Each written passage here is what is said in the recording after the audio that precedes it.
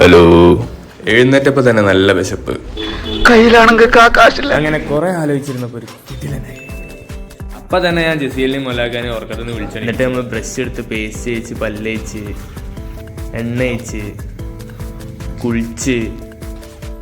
ആ ഇത് മൊല്ലാക്ക ആള് കുറച്ച് സീനാ. ആളെ പറ്റി പിന്നെ പറഞ്ഞതാ. പണ്ടാരോ പറഞ്ഞ പോലെ എവിടെ പോയാലും നമ്മൾ നല്ല നീറ്റായിരിക്കണം. നമ്മുടെ സ്റ്റൈൽ വിട്ട് ഒരു കളിക്ക് നമ്മൾ നിൽക്കില്ല. ഇവന്മാരുടെ അടുത്ത് എനിക്കൊരു കല്യാണം ഉണ്ട് എന്നാട്ടാ ഞാൻ പറഞ്ഞത്. എന്നാ പിന്നെ വളച്ചുകെട്ടില്ലാതെ ഞാൻ കാര്യം അങ്ങ് പറയാം. കല്യാണമൊന്നുമില്ല, കൺവെൻഷൻ സെന്റർ കയറി കഴിക്കാൻ വെച്ചാണ്. കൺവെൻഷൻ സെന്ററിക്ക് വണ്ടി പിന്നെ ചെക്കന്മാരങ്ങ് മൂടായില്ലേ.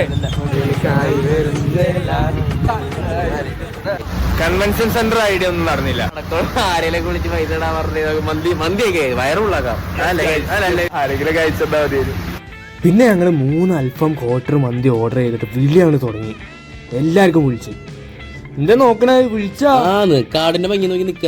ദിൽഷാദാണെങ്കിൽ ഒടുക്കത്തെ കോള്, ഇവനാണെങ്കിൽ പെരും. നമ്മളെ മന്തി നമ്മളെ മുന്നേ റെഡി ആയിട്ട് എത്തിയിട്ട് നമ്മളെ കോളും അതിന്റെ ഇടയിൽ കൂടെ നടക്കണ്ടാവും. ജെസിന്റെ വായിക്കൂടെ എന്താ ജസ്റ്റ് മന്തി കണ്ടപ്പോ പൈസയുടെ ദിവസം ഞാനാ മറന്നു. ഞാൻ അവിടെ തുടങ്ങി വരുന്നോടത്ത് വെച്ച് കാണാല്ലേ. ഞാനോ മൂടാ എന്റെ കസിൻ മൊത്ത് എന്റെ കയറി 150. കസിന് ആദ്യം 50 ഇട്ടെന്ന്, പിന്നെ 50 ഇട്ടെന്നിട്ട് പറയാം 50 കൂടെ വെച്ചോ. അങ്ങനെ ഞങ്ങൾ എല്ലാരും എങ്ങനെയൊക്കെ സെറ്റാക്കി കൊടുത്തിട്ടാ.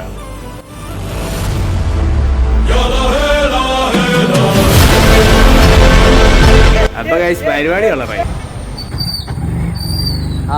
ഫിനിഷ്.